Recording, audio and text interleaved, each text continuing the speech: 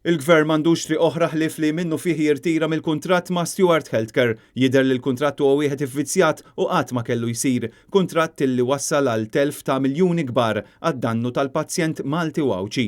Kien dan il-messaġġ li ħareġ minn stqarrija tal-UHM Voice of the Workers flimkien mal-Assoċjazzjoni Medika Maltija wara li kienu huma li 4 snin ilu talbu lill-awditur sabiex jinvestiga l-kuntratti tal-isptarijiet biex it-tlieta ħareġ l-ewwel rapport minn tlieta. L-Assoċjazzjoni tat-Tobba u l-UHM qalu li l-Gvern għandu wkoll jassorbi l-ħaddiema kollha li huma impjegati ma' Stewart, iħallashom paga xierqa u jagħtihom is-serħan tal-moħħ li sallum qatt ma kellhomx.